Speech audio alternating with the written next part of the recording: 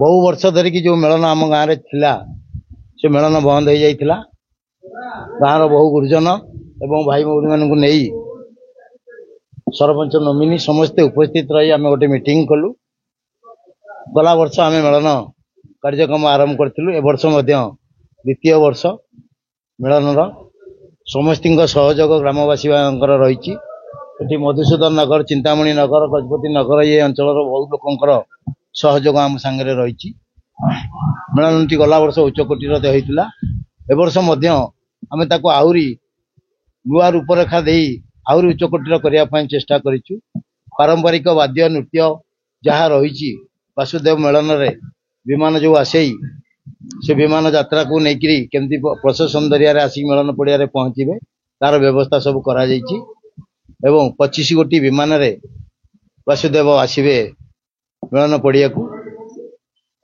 Melon पड़िया जो भली भाव में आमर साज सजा करने कथा मेलन सब सरी आतसबाजी रही बेले मनोरंजन कार्यक्रम करने सब रही मीना बजार बंदोबस्त अच्छी से मीना बजार वाला आसनी आसिले आम सागे आलोचना कलापर मीना बजार पड़ो सब यही आयोजन कर पारंपरिक नहीं मेलन हुए ग्रामवासी दयारू मेलन कमिटी पूरा तार आगे चली समस्त सहयोग ग्रामवासी रही 30 तारिख रु आरंभ हम 3 तारिख सर पंचायत समिति अधीन छणगर कुसुमाटी आ छणगर कुसुमाटीर ये हूँ कपाल लोचन मंदिर ये मंदिर और आर किबंधित रही सी तो अलग जिनस किंतु आज यही मंदिर परिसर रे कालिका देवी जो मेलन होउची पूर्वर थिला कालिका कंडई मेलन वर्तमान रूपांतरित होईची कालिका मेलन हिसाब रे ये कालिका मेलन हिसाब रे तांको मतामत कहबा अनुसार जो कालिका समितिर अनुष्ठान जो कर्मकर्ता सी कहउचंदी हमर ओडिशा प्रसिद्ध जो लाभ करची हरिराजपुर दल मेलन 1637 मसीह होता तार 5 वर्ष पर ये मेलन अनुष्ठित होती सेते बेले कालिका कंडई मेलन नाम रे नामित थिला दीर्घ वर्ष बंद होला परे गत वर्ष 2024 मसीह यह पुनर्जीवित कराई आउ से समय रे थिले सरपंच नोमिनी सी भी आम पाखे अच्छा पीरियड रे आरंभ होती सी संपर्क आमको सूचना देवे मु भाबुची मु बहुत भाग्यवान कहीं ना मो पीरियड आरंभ होता मुझे बहुत भाग्यवान मानुची आज ये कुसुमाटी छणघर ग्राम पंचायत सुयोग्य संतान माने अवदान अतुलनीय राति दिन परिश्रम करी केमिति मेलनटी भले हम केमिति शांति श्रृंखला हम एठी जाई सेठी जाई माने एते से माने ए खरा को ए 40 डिग्री तापमात्रा रे एते से माने परिश्रम करी तांको मोर अशेष धन्यवाद एवं तांको पाद को मोर 100 नमस्कार नहीं जाऊ आपण पीरियड रही आपण भी अछंती से समय कौन कहबे जेमती सरपंच तांको उद्यम रे से धन्यवाद देले जाऊ ग्रामर वयोज्येष्ठ लोकों को जुव आज जो मेलन पर्वटी होची हमर ए जो वरिष्ठ नागरिक तांको मु आग प्रणाम करची तांकर दयारू समस्त एकजुट ए मेलन टिके आरंभ करछंती तांको अशेष अशेष धन्यवाद ए कुसुमाटी छणघर ग्राम रे एमिति गोटे पर्व नै कोनोसी पर्व बंद ए तांको कहा जिवो सर्वगुण संपूर्ण सी होची ए गाँ रो समस्त मिसी एकजुट ए कार्य कर सहित मिसिकी अच्छा आमर ये नागरिक पिला माने एकजुट हो काम आगक आहरी भल हो मोर एति मोर समस्त मोर ग्रामवासी मुरबी मानकर उद्यम जोगु आज पुनर्जीवित होती किंतु ये जो कालिका मिलन ये तो ना हूँ कालिका मिलन आगुर थिला कालिका कंडई मिलन सेठी भगत वासुदेव होउचंदी मुख्य थानपति से संबंध सूचना दी ये मेलन मो पिला दिन मो पूर्वज मान शुणी बहु काल पुरातन मेलन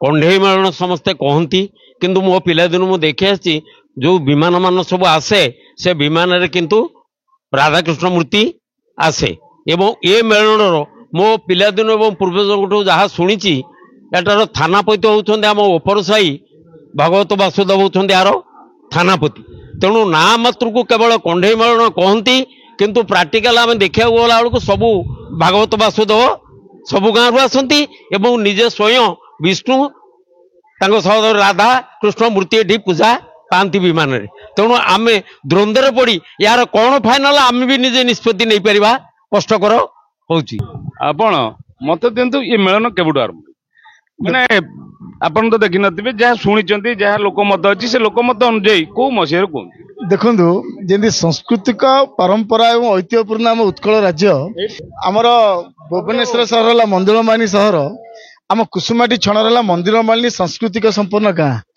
ପ୍ରତ୍ୟେକ ଯୋଉଠି ମାଟି ଖୋଳିବେ ଏଠି ଯାହାହେଲେ ଗୋଟେ ପୁରୁଣା ଜିନିଷ ବାହାରିବ ଏବଂ ସଂସ୍କୃତି ସମ୍ପନ୍ନ ଜିନିଷ ବାହାରିବ ଆମ କୁସୁମାଟି ଛଣର ଗାଁରେ। ଏଠି ସବୁ ଅଛି, ସବୁ ପୂଜାପୂଜି ଅଛି, କିନ୍ତୁ ଗୋଟିଏ ପୂଜା ଆମେ ଶୁଣିଥିଲୁ 300-400 ବର୍ଷ ଧରି 1642 ମସିହାରେ ଆରମ୍ଭ ହେଇଥିଲା ଆମର ମା କାଳିକା କଣ୍ଢେଇ ମିଳନ। 1637 ହଉଛି ହଇରାଜୁର ପ୍ରସିଦ୍ଧ ମିଳନ। ତା 5 ବର୍ଷ ବାଦ ହେଇଥିଲା ବି ଆପଣ ମାନକେ ଯାହା ମତ ଦେଲେ। ଆଜ୍ଞା, ତା 5-6 ବର୍ଷ ପରେ 1642-1645 ମସିହା ଭିତରେ ଆମର ଆରମ୍ଭ ହେଇଥିଲା। ସେ ପର୍ଯ୍ୟନ୍ତ ନିରବଚ୍ଛିନ୍ନ ଭାବରେ ନିରନ୍ତର ଭାବରେ ଆମର ଏଠି ମିଳନ ହଉଥିଲା। ସେ ପରଠାରୁ ଭାଗବତ ବାସୁଦେବ ଆମର ଏଠି ଥାନପତି, ସବୁ ସାହିରୁ ଆସୁନଥିଲେ, ସେ ଗୋଟିଏ ଥାନପତି ଆସନ୍ତି, ପୂଜା ହୁଏ, ପାଲା ହୁଏ। ସେମିତି ଜାକଜମକ ଯୋଉ ହଉନଥିଲା 2024 ଗତ ବର୍ଷ ଠାରୁ ପଞ୍ଚାୟତ ପ୍ରତିନିଧି ଏବଂ ଗ୍ରାମର ସମସ୍ତ ଦଳ ମତ ନିର୍ବିଶେଷ ସମସ୍ତ ବର୍ଗ ଇଏ ତ ଗତ ବର୍ଷଟା ଆରମ୍ଭ ହେଲା। କୋଉ ଠାକୁର ଆସନ୍ତି ଏଠି ସେ ବାବଦରେ ସୂଚନା ଦିଅନ୍ତୁ। ଆପଣ ଗାଁର କେତୋଟି ସାହିରୁ କେତୋଟି କଣ କରିକି ଆସିବେ ସେ ସମ୍ପର୍କରେ? ଆମ କୁସୁମାଟି ଛଣର ଗାଁର 8ଟି, ଆମ ପଞ୍ଚାୟତର ଉଗ୍ରଶ୍ୱର ଆସନ୍ତି, ଆମର ଗୋପୀନାଥପୁର ଆସୁଛନ୍ତି, ଗୋବିନ୍ଦପୁରରୁ ଆସୁଛନ୍ତି, ଛେଲଦାରୁ ଆସୁଛନ୍ତି, ଗୋବିନ୍ଦପୁରରୁ ଆସୁଛନ୍ତି, ଆମର ଏଠି କନ୍ତିଆ ଆସୁଛନ୍ତି, ରଥପୁର ଆସୁଛନ୍ତି, ରେତଙ୍ଗ ଆସୁଛି, ବେରୁଆ ଆସୁଛି, ବାଇରଙ୍ଗ ଆସୁଛି, ପାଖାପାଖି 25ଟି ନୂଆ ବିମାନ ଆସୁଛି ଏଠି। ପ୍ରତ୍ୟେକ ଗାଁ ଏବଂ ସାହିରେ ଗଳି କନ୍ଦିରେ ବର୍ତ୍ତମାନ ଉତ୍ସବ ମୁଖର ଦୀର୍ଘ 1 ମାସ ହେଲାଣି ଆମ ଗାଁରେ। ଯେହେତୁ ଗୋଟେ ଥିଲା ପୁଣି ପୁନର୍ଜୀବିତ ହେଇଛି 2 ବର୍ଷ ହେଲାଣି। ମାନେ ବହୁତ ଗୋଟେ ଏଇ ଯୋଉ ଖୁସି, ଏ କୁସୁମାଟି ଛଣର ଗ୍ରାମବାସୀଙ୍କ ମନରେ ଖୁସି ବହୁ ବର୍ଷ ପର୍ଯ୍ୟନ୍ତ ହେଲା। ଆକୁ ଆମେ ଭାଷାରେ ତାକୁ କହିପାରିବୁ ନାହିଁ, ପରିଚାଳନା କରିପାରିବୁ ନାହିଁ। ତେଣୁକରି ଏଠି ପାଶ୍ଚାତ୍ୟ ଏବଂ ପ୍ରାକୃତିକ, ପାଶ୍ଚାତ୍ୟ ଜିନିଷ ଏଠି କରାଯାଉଛି, ମେଲୋଡି କରାଯାଉଛି, ନାଚ କରାଯାଉଛି, ଅପେରା କରାଯାଉଛି, ପୁଣି ସାଂସ୍କୃତିକ ପ୍ରାକୃତିକ ହିସାବରେ ସାଂସ୍କୃତିକ ପାରମ୍ପରିକ ଜିନିଷ ଓଡିଶାର କଣ ଅନୁକୂଳ ଥିବା ପାରମ୍ପରିକ ଜିନିଷ ମଧ୍ୟ ଏଠି କାର୍ଯ୍ୟକ୍ରମ ହଉଛି। ଅଘୋରୀ ଆସୁଛନ୍ତି, ଘୋଡା ନାଚ ଆସୁଛି, ସବୁ ପ୍ରକାର ବାଦ୍ୟ ଆସୁଛି, ସମ୍ବଲପୁର ନାଚ ଆସୁଛି, ଆମର ପଶ୍ଚିମ ଓଡିଶାରେ ବାଦ୍ୟ ବି ଆସୁଛି। ସବୁ ପ୍ରକାରର ଜିନିଷ ଏଠି ଉପଯୋଗ କରାଯିବ ଆମ ଏଇ କଣ୍ଢେଇ ମିଳନ ନୁହେଁ, ଆମ ମା କାଳିକା ମିଳନ ଉତ୍ସବରେ। ଆମ ଏ ଅଞ୍ଚଳ ଭିତରେ ସବୁ ମିଳନ ଶେଷ ପରେ କୁସୁମାଟି ଛଣଙ୍କର କାଳିକା ମିଳନ ଆରମ୍ଭ ହୁଏ। ଇଏ ଗତ ବର୍ଷଠୁ ଲୋକଙ୍କର ଉତ୍ସାହ ବଢେଇ ଦେଇଛି, ସେ ସମ୍ପର୍କ କଣ କହିବେ? ଉତ୍ସାହ ବଢେଇ ଦେଇଛି ମତଲବ ମେନ୍ କଥା ହଉଛି ସରପଞ୍ଚ ନୋମିନି ଆଉ ଆମର ପିଣ୍ଟୁ ଏମାନେ ଜନସାଧାରଣଙ୍କର ତାଙ୍କର ଗୋଟେ ମନରେ ଆସିଲା ଯେ ଗୋଟେ ମେଳନଟା ଆମର ପୁରା ବନ୍ଦ ହେଇଥିଲା, ଏଟା ଆରମ୍ଭ କରିବା। ସେମାନେ ଆରମ୍ଭ କରିବା ହିସାବରେ କହିଲେ, ଉତ୍ସାହ କଲେ, ଆମ ସମସ୍ତଙ୍କର ମନରେ ଆସିଲା। କେତେ ବର୍ଷ ବନ୍ଦ ଥିଲା ଆନୁମାନିକ? ମିନିମମ୍ ହେଇଯିବ 45 ବର୍ଷ ହବ ବନ୍ଦ ହବାର। ଆମେ ପିଲାବେଳେ ଦେଖିଛୁ, କଣ୍ଢେଇ ମେଳନ ଦେଖିଛୁ। ତାମାନେ 45 ବର୍ଷ, 45 ବର୍ଷ ବନ୍ଦ ହେଲା। ଆପଣ ମତ ଦଉଥିଲେ ଯେ ନାଇଁ ବନ୍ଦ ଆମର ହେଇନି, ଆମେ ଯଦିଓ ବଡ ଆକାରରେ ନ କରୁଥିଲୁ, କେବଳ ଭଗବତ ବାସୁଦେବଙ୍କର ଯୋଉ ଧାନପତି ଅଛନ୍ତି ତାଙ୍କୁ ଆଣିକି ମେଳନ ପଡାয় ବସେଇକିରି ରୀତିନୀତି ହିସାବରେ ପୂଜା ପଡେ। ସେ କଣ କରୁଥିଲେ ସେ ସମ୍ପର୍କ ସାମଗ୍ରିକ ସୂଚନା? ସେତେବେଳେ ମଝିରେ ଯୋଉଟା ମେଳନ ବନ୍ଦ ବୋଲି କୁହାଯାଉଛି, ପ୍ରକୃତ ମେଳନ ବନ୍ଦ ହେଇନଥିଲା। ମେଳନର ପାରମ୍ପରିକ ନୀତିକାନ୍ତି ଯାହା ହୋମ ଯଜ୍ଞ, ପାଷାଣ ବିଗ୍ରହ ପୂଜା, ଠାକୁରାଣୀ ଗାଧୁଆ ମାଜେଣା, ତାଙ୍କୁ ବସ୍ତ୍ର ପରିଧାନ, ନୂତନ ବସ୍ତ୍ର ପରିଧାନ ଇତ୍ୟାଦି କାର୍ଯ୍ୟକ୍ରମ ଚାଲିଥିଲା ପାରମ୍ପରିକ ମତରେ।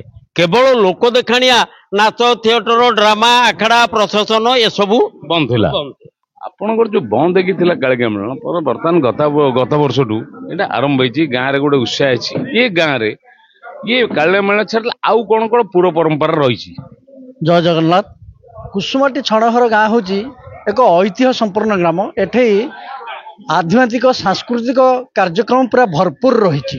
ଏଠି ରାମଲୀଳା ଅଛି, ପାଲା ଥିଲା, ଯଜ୍ଞ ଅଛି, କଣ ନାହିଁ ବୋଲି ହ୍ୱାଟ୍ ନଟ୍ ହିଅର୍, ମାନେ ସବୁ କିଛି ଏଭ୍ରିଥିଙ୍ଗ। ତେଣୁ ଇଏ ଗୋଟେ ବିରାଟ ବଡ ମା ଠାକୁରାଣୀ ଯୋଉ କହୁଥିଲେ, ଆମର ସେକ୍ରେଟାରୀ ମହୋଦୟ କହୁଥିଲେ ଯେ ମା କାଳିକା ଦେବୀ ଠାକୁରାଣୀ, ପ୍ରତ୍ୟେକ ଠାକୁରାଣୀ। ମୋ ପିଲାବେଳେ ମୁଁ ଏ ଯାତ୍ରା ଦେଖିଛି, କଣ୍ଢେଇ ନାଚ ହୁଏ ଏବଂ ତାପରେ ସେଠୁ ପାଲା ହେଲା।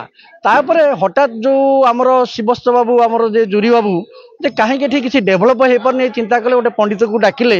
ପଣ୍ଡିତ ଦେଖିଲେ ଯେ ମାଙ୍କର ମାନେ ମୁଖ ବନ୍ଧନ। ସିଏ ଗୋଟେ ଆମକୁ ଭଲ ସୂଚନା ଦେଲେ ଏ ଯୋଉ ମିଳନ ବନ୍ଦ ହବାର କାରଣ କଣ, ଆଉ ସେ କାରଣଟା ନିରାକରଣ ପରେ ଆଜି ଗୋଟେ ଉନ୍ମାଦନା ସୃଷ୍ଟି ହେଇଛି ସମସ୍ତ ମନ ଭିତରେ। ତାର ମୁଖ୍ୟ ବକ୍ତା ଆମ ପାଖରେ ଏଇଠି ଅଛନ୍ତି।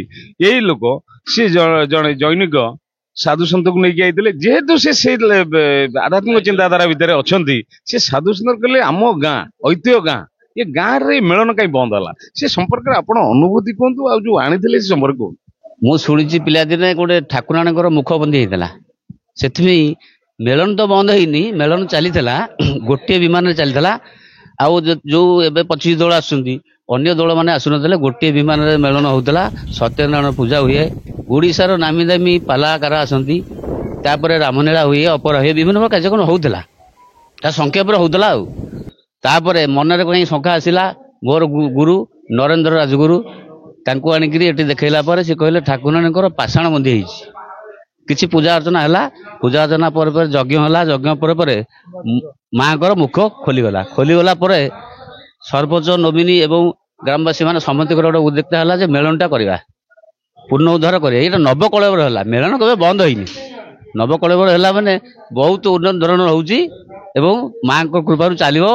ଏମିତି ଚାଲୁ ଆପଣମାନଙ୍କ ଆପଣ ଯେମିତି ମୁଖ୍ୟ ଉଦ୍ୟୋକ୍ତା ସେମିତି ଆମ ପାଖରେ ଯାହା ସୂଚନା ଆଜି ସ୍ପଷ୍ଟ ଭାବରେ କହିବେ ଯେ ଗାଁର ସୁପୁତ୍ର ଜଟଣୀ ପୌରାଞ୍ଚଳର ଦିଦିଥର ପୌରାଧ୍ୟକ୍ଷ ହୋଇଛନ୍ତି ସଂଗ୍ରାମ କେଶରୀ ରାଉତ, ତାଙ୍କ ଭୂମିକା କଣ ଅଛି ଆଉ ସେ ସଭାପତି ପଦ କାହିଁକି ବଣ୍ଟନ କରୁଛନ୍ତି? ତାଙ୍କର ବହୁତ ଉଦ୍ରିକ୍ତା। ଯୋଉଦିନ ଆମର ଯଜ୍ଞ ପୂର୍ଣ୍ଣାହୁତି ହେଲା ସେଦିନ ହିଁ ପ୍ରଥମ ସିଏ ହିଁ ଓପନିଂ କରିଥିଲେ ଯେ ଇଏ ମେଳନ ଯୋଉ ବନ୍ଦ ହେଇଥିଲା ଏଇଟାକୁ ଆମେ ପୂର୍ଣ୍ଣ ଉଦ୍ଧାର କରିବା।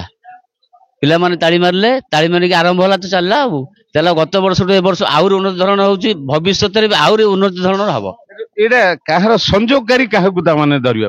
ସଂଯୋଗକାରୀ ତ ବେଣୁଧର ବେହେରା ଆଉ ଇଏ ଆମର ସଭାପତି ସମ୍ପାଦକ।